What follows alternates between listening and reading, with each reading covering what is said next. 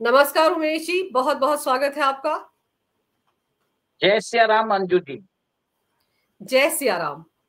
Sir, Donald Trump ने फिर से रोना गाना शुरू कर दिया है कि नोबेल पीस प्राइज मुझे मिल जाए। अब तो नेतन्याहू से उन्होंने सिफारिश भी करवा ली है। और दूसरी तरफ अगर पाकिस्तान की बात करें तो वहां पर भी बड़ी खलबली मची हुई है। ऐसा लग रहा है कि एक तरफ आतंकवादी आ गए हैं और दूसरी तरफ उनके टारगेट पर बिलावल भुट्टो है। अंजू जी, आपने बरोबर बोला है कि जिस हिसाब से बिलावल भुट्टो ने बयान दिया है कि वो काफी सही को भारत को सौंपने को तैयार हैं और एक तरह से भारत के साथ कॉम्प्रिहेंसिव डायलॉग के लिए रेडी है। तो मेरा ये मानना है कि पाकिस्तान के अंदर पॉलिटिकल लीडरशिप और मिलिट्री लीडरशिप के बीच में पंगा हो चुका है और मिलिट्री लीडरशिप यूज कर रही है तालिबान सईद को। और उन्होंने चेतावनी दे दी है बिलावल भुट्टो को कि हमारे जो अप्पू हैं वो एक टेररिस्ट नहीं है, वो एक ग्लोबल जिहाद लड़ रहे हैं भारत के अगेंस्ट। तो कहीं ना कहीं आप ये देखिए कि जो बयान बिलावल भुट्टो ने दिया है, जो आदमी बोलता था कि दरिया में खून बहेगा या पानी बहेगा, वो आके ये स्टेटमेंट पलट रहा है।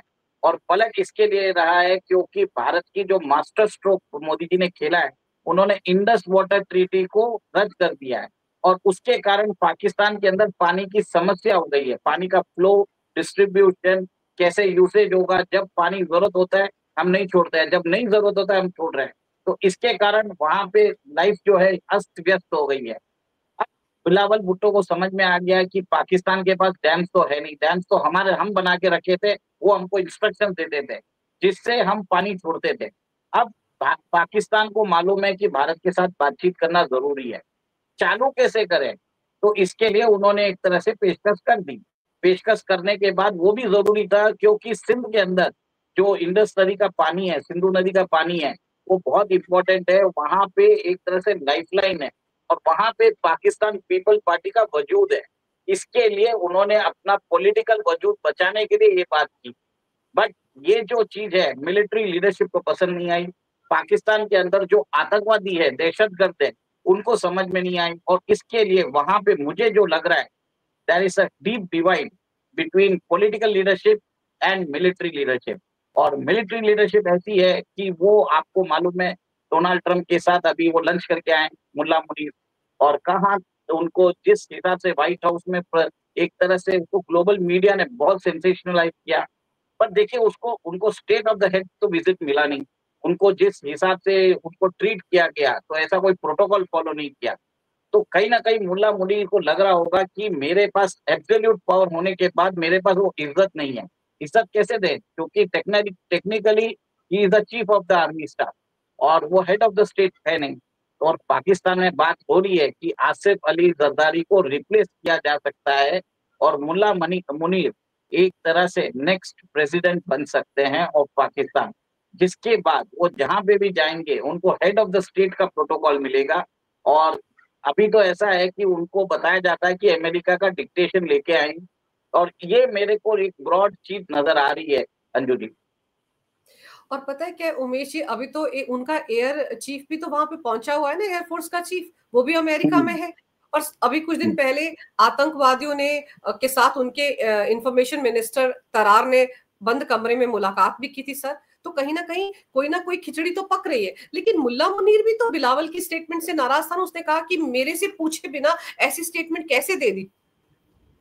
देखिए, ये सब चीज जो है मेरे हिसाब से जो पॉलिटिकल लीडरशिप है उसको पैसा मिल रहा है चाइना से।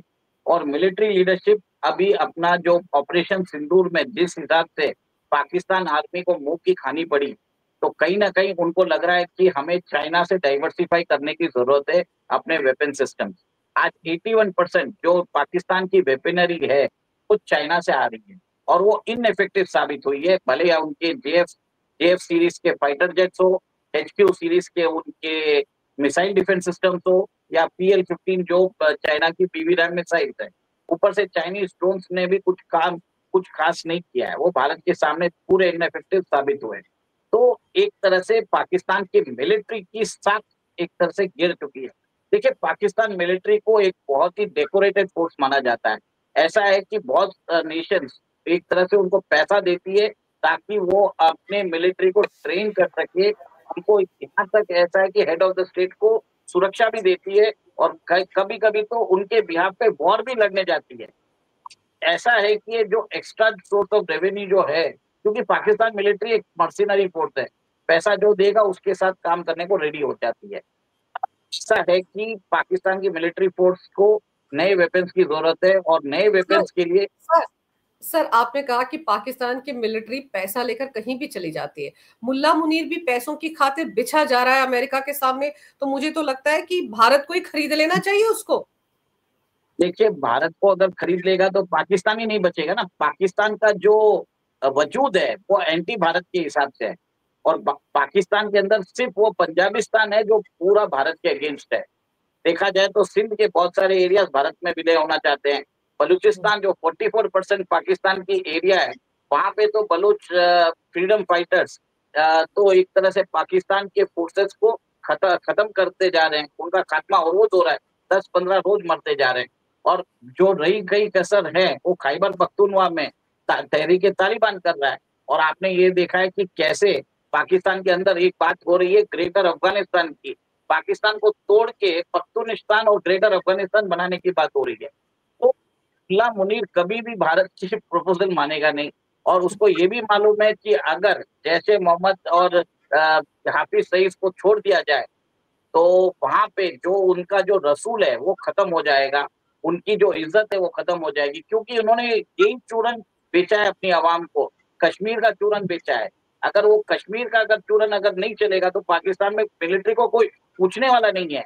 पाकिस्तान की इकोनॉमी में $50 बिलियन का जो कंट्रीब्यूट जो इकोनॉमिक जो एक्टिविटीज ओन करता है वो पाकिस्तान जी। मिलिट्री ओन करता है। भले कोई इंडस्ट्री चलानी हो, दूध बेचना हो, ब्रेड बेचना हो, सब काम ये करता है। जो भी कैश रिच इंडस्ट्री है उसके ऊपर पैसा भी नहीं देता, और इनके पास लार्ज एग्रीकल्चर लैंड्स भी है, और एग्रीकल्चर लैंड्स के ऊपर भी जो उत्पाद होता है इनके ऊपर कोई टैक्स नहीं देते हैं।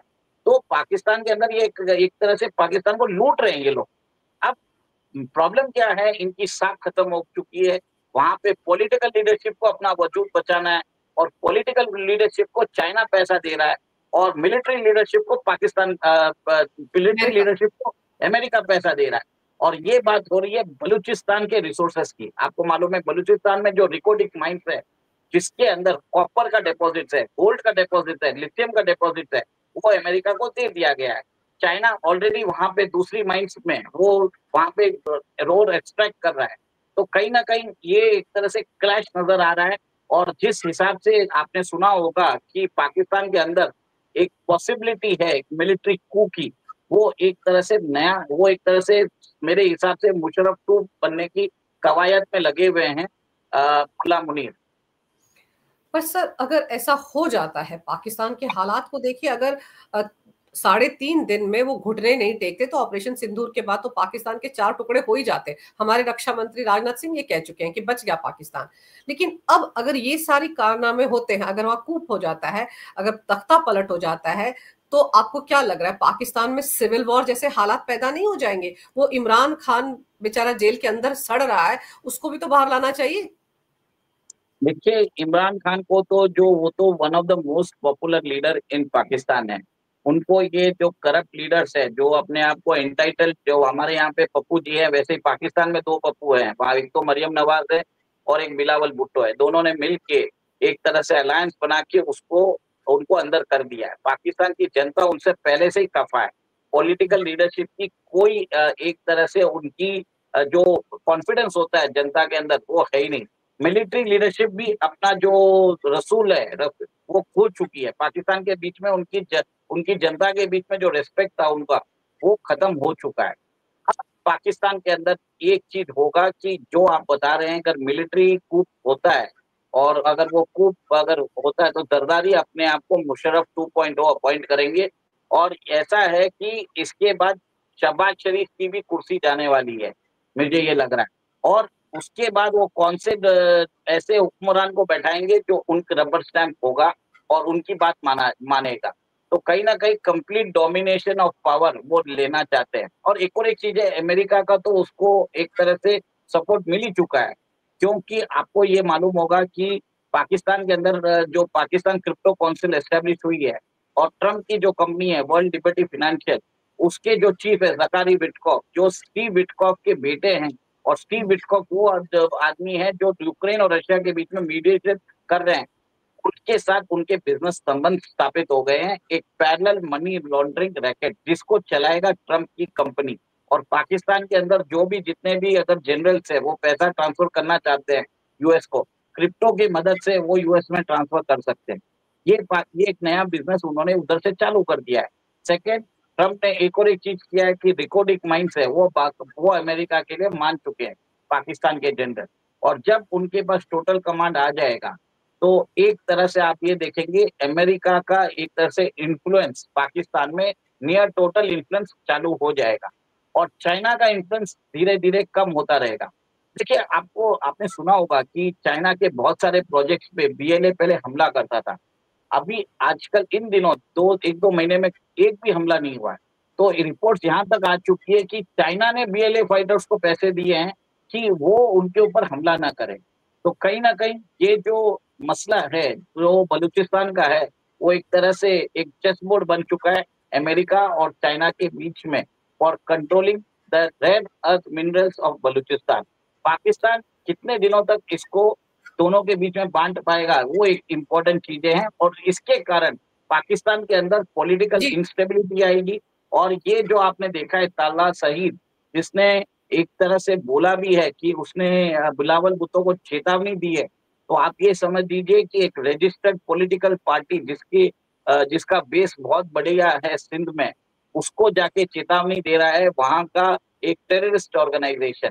तो पाकिस्तान के अंदर हम जो बोलते थे कि एक गृह युद्ध की स्थिति में पहुंच जाएगा, तो ये एक आसार नजर आ रहे हैं मुझे। और सर, अगर मुल्ला मुनीर प्रेसिडेंट बन जाता है, मुशर्रफ 2.0 पाकिस्तान में आ जाता है, फिर तो सीधा सीधा एक आप मैसेज ये है ना कि पूरा का पूरा पाकिस्तान कब्जे में आ जाएगा अमेरिका के। फिर तो चाइना की वहां कोई से ही नहीं रहेगी, क्योंकि चाइना की तो से पॉलिटिकल लीडर्स के बीच में है।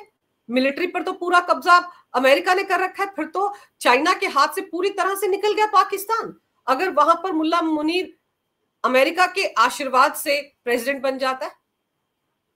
आपने बरोबर बोला है। तो मैंने यही बोला ना कि चाइना क्या करेगा, चाइना खुद बाद में बलोच लिबरेशन आर्मी को फंड करेगा। आप ये देखेंगे, क्योंकि वो अमेरिका के इन्फ्लुएंस को रिड्यूस करने की कोशिश करेगा। वहां पे अमेरिका और चाइना दोनों एक दूसरे को उनके इंटरेस्ट को हर्ट करने के लिए बलूचिस्तान में एक तरह से वो एक दूसरे के अगेंस्ट गेम्स खेलते रहेंगे, जिसको फंड करना है ताकि उनकी माइंड्स में उनके वर्कर्स को मारे, वैसा कुछ नया चीजें चालू हो जाएगा। और इसमें फायदा क्या है, ये इसमें फायदा रहेगा बलूचिस्तान लिबरेशन आर्मी को, क्योंकि पाकिस्तान आर्मी बैकफुट पे होने वाला है, क्योंकि उसको यूएस इंटरेस्ट प्रोटेक्ट करने हैं, उसको चाइनीज इंटरेस्ट को भी संभालना है और इन दोनों के बीच में बैलेंस क्रिएट करना है। तो मतलब ऐसा है कि वो किधर करेंगे, बैलेंस जब क्रिएट करने का रहता है तब आप वीक फुट पे हो जाते हो। तब क्या है, सामने वाला जो अटैक करेगा बलूचिस्तान लिबरेशन आर्मी, वो दोनों जगह से पैसा ले सकता है। जो काम पहले पाकिस्तान लेता था, आपको मालूम है कि वो चाइना से और पाकिस्तान, चाइना और अमेरिका से पैसा लेता था, पैसा ले लिया है। अब इंटरेस्ट बैलेंस करना मुश्किल हो जाएगा। अब उससे बड़ा प्रॉब्लम करेगा उसको बीएलए। और बीएलए एक तरह से आपको मालूम है वो अमेरिकन इंस्टॉलेशन पाकिस्तान के मिलिट्री इंस्टॉलेशन पे हमला करेगा, क्योंकि पैसा जो मिलेंगे बीएलए उसके लिए भी काम करेगा। पर सर, ये सब कुछ तो अभी चल रहा है पाकिस्तान के अंदर, लेकिन दूसरी तरफ अगर हम डोनाल्ड ट्रंप की बात करें तो उनका रोना खत्म ही नहीं हो रहा है। पहले पाकिस्तान के मुल्ला मुनीर से सिफारिश करवा ली कि इनको नोबेल प्राइज मिलना चाहिए, पीस प्राइज। अब नेतन्याहू से सिफारिश करवा ली और फिर से ये राग अलापना शुरू कर दिया कि मैंने ही सीज फायर करवाई भारत और पाकिस्तान के बीच में, अगर मैं सीज फायर नहीं करवाता तो दोनों के बीच में न्यूक्लियर वॉर हो जाता। कब बड़े होंगे डोनाल्ड ट्रंप? बच्चों जैसी बातें करते जा रहे हैं। देखिए, सबसे पहले तो डोनाल्ड ट्रंप, जैसे आपने सुना होगा सिप्री का रिपोर्ट आया था, पाकिस्तान के पास 170 न्यूक्लियर बॉम्ब है। पर ख्वाजा आसिफ का स्टेटमेंट आया था कि हमारे पास 130 न्यूक्लियर बॉम्ब रेडी है भारत के लिए। तो ये 40 बॉम्ब किसके थे? जो बताया जाता था, ये जो नूर खान एयरबेस में किनारा हिल्स पे जहाँ पे ब्रह्मोस मिसाइल ने अटैक किया, तो ये शायद 40 जो न्यूक्लियर बॉम्ब थे ये नेटो के थे, जो अमेरिका के थे, जो पाकिस्तान में रखे गए थे ताकि सेंट्रल एशियन रिपब्लिक्स और सोवियत यूनियन को कंट्रोल में रखा जाए। तो कहीं ना कहीं भारत ने वो 40 न्यूक्लियर बॉम्ब को उड़ा दिया। अब उसको बचाने के लिए ये बार बार वो ये जो है रोना गाते रहते हैं कि मैंने न्यूक्लियर वॉर बंद करवाया। एक्चुअली भारत ने तो उनके न्यूक्लियर वॉर को डिस्ट्रॉय कर दिया। अब उन्होंने डिस्क्लोज भी नहीं किया, अब उनको एक तरह से चुप कराना भी जरूरत है। एक तरह से बार बार झूठ बोल के वो बताना चाहते हैं कि मैंने करवाया, मैंने कराया। अब ऐसा है कि उनकी जो बात है, उनके अमेरिकन भी उनको एक तरह से सीरियसली नहीं लेते हैं। पर क्या है, हमें बोलना पड़ता है क्योंकि आपको मालूम है उसके बाद पाकिस्तान के अंदर बहुत सारे छोटे छोटे भूकंप आए हुए थे। और जनरली छोटे भूकंप आते हैं तो उसके बाद बड़ा भूकंप आता है, वो आया नहीं है। और ये जो भूकंप आने की जो रिपोर्ट्स है वो भी बंद हो चुकी है। तो जो मेरा जो मानना है, वहां पे जो न्यूक्लियर बॉम्ब्स रखे हुए थे नेटो के, वो धीरे धीरे एक्सप्लोड हो रहे थे, जिसके कारण वहां पे ट्रेमर्स नजर आ रहे थे और उसी ट्रेमर्स को हम रिकॉर्ड कर रहे थे। तो ये सब चीजों को एक तरह से इसके ऊपर डिस्कशन खत्म करने के लिए ये बार बार ये बात करते जा रहे। और फिर आप ये देखिए कि ब्रिक्स सम्मेलन होने के बाद जिस तरह के तेवर दिखा रहे हैं डोनाल्ड ट्रंप, 14 देशों पर 25% टैरिफ लगा दिया है, यहां तक धमकी दे दी कि अगर कोई नया देश ब्रिक्स में शामिल होगा तो उस पर 10% एक्स्ट्रा टैरिफ लगाएंगे। ये क्या कर रहे हैं डोनाल्ड ट्रंप? देखिए, आज 40% जो ग्लोबल जीडीपी है ब्रिक्स के पास है। 45% पॉपुलेशन ब्रिक्स के पास है। 50% जो ग्रोथ रेट है वो ब्रिक्स के पास है। ब्रिक्स कंट्रीज के पास रिसोर्सेज भी है। ब्रिक्स कंट्रीज के पास मार्केट भी है, इंडिया और चाइना। ब्रिक्स कंट्रीज के पास टेक्नोलॉजी भी है। वो रशिया के पास मिलिट्री टेक्नोलॉजी है, एआई की टेक्नोलॉजी चाइना के पास है। इंडिया के पास जो बोलते हैं आईटी नॉलेज है। और एक तरह से मतलब एक अगर ये ग्रुप देखा जाए, अगर एक साथ कोहेसिव हो जाए, एक दूसरे के साथ अपने डिफरेंसेस रिजॉल्व कर ले, तो ये वेस्ट के लिए एक तरह से डेथ वारंट हो जाएगा। अब इसके लिए उन्होंने एक तरह से ब्रिक्स को वो एक तरह से पूर्ण रूप से, जैसे G7 है वैसे पूर्ण रूप से एस्टेब्लिश नहीं करने देना चाहते। और इसका जो इन्फ्लुएंस है धीरे धीरे लिमिट करना चाहते हैं। इसके लिए वो एक तरह से ब्रिक्स के ऊपर वो बात कर रहे हैं। बट मेरा एक चीज मानना है, भारत जो है ब्रिक्स के अंदर एक तरह से काउंटर फोर्स उन्होंने मेंटेन करके रखा है, ताकि वहां पे चाइनीज हीगेमनी जो चलती है ब्रिक्स में, उसको उन्होंने रोक के रखा है। और एक तरह से डी डॉलराइजेशन और डी अमेरिकनाइजेशन की बात है, उसको होने नहीं दे रहा है, उसको स्लो करके रखा है भारत ने। नहीं तो ब्रिक्स के अंदर यूनिफाइड करेंसी कौन नहीं चाहता, सब लोग तो बात कर चुके हैं। साउथ अफ्रीका मान गया है, ब्राजील तो बोल ही रहा है, रशिया ने खुद प्रपोज किया, चाइना के फायदे में। The only country which is not agreeing for the unified currency is Bharat. और भारत ने एक तरह से जो ट्रेड करने का बोला है कि वो बोल रहे हैं कि आप लोकल करेंसी में करिए। लोकल करेंसी में करने में फायदा हमारा है, क्योंकि हम अपना रुपए को इंटरनेशनलाइज कर सकते हैं।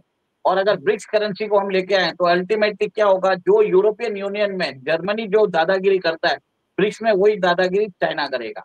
तो भारत तो एक तरह से अमेरिका का सहायक देश है। और आज आपने देखा 14 कंट्रीज के अंदर उन्होंने सैंक्शंस लगाए।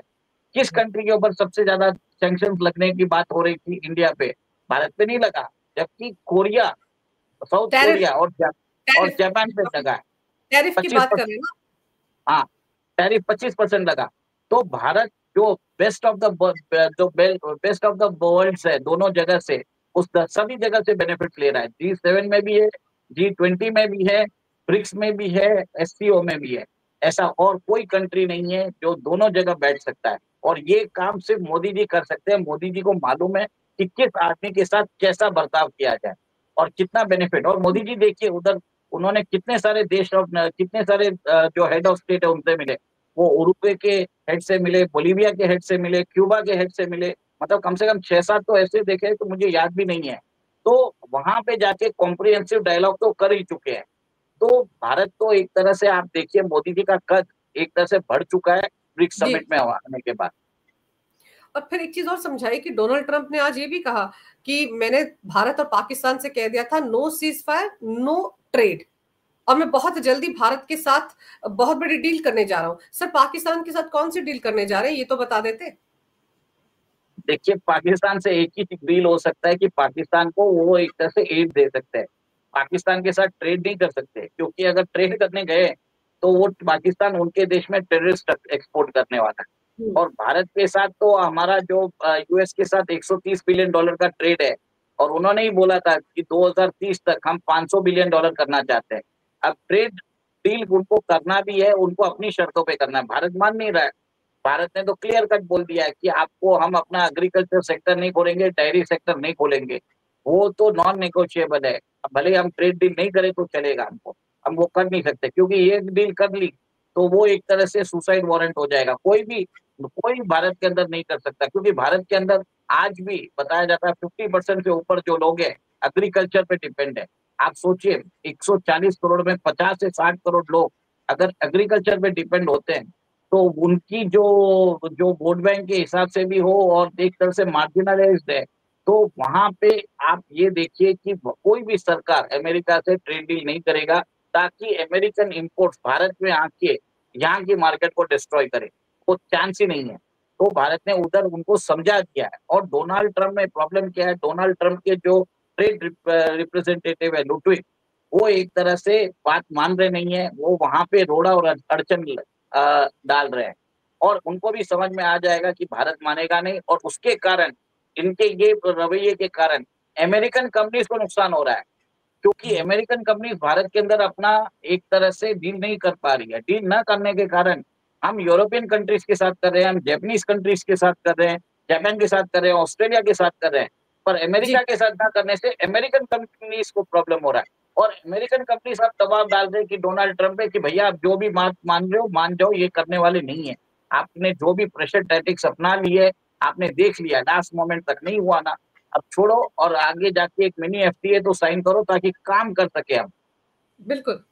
और आपको याद होगा अभी हाल ही में हमारे विदेश मंत्री एस जयशंकर अमेरिका में थे, उन्होंने भी साफ कहा था कि हम अपने फायदे के हिसाब से ही ट्रेड करेंगे अमेरिका के साथ, अपने फायदे को ताक पर नहीं रखेंगे। और इसीलिए शायद डोनाल्ड ट्रंप पहले से कहते आ रहे हैं Modi is a hard negotiator.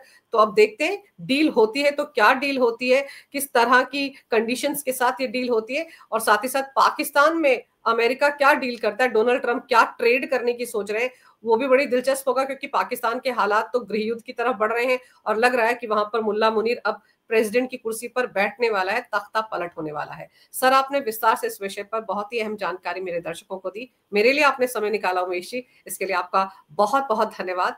नमस्कार। भारत माता की जय हो। वंदे मातरम। जय सिया राम। जय श्री राम।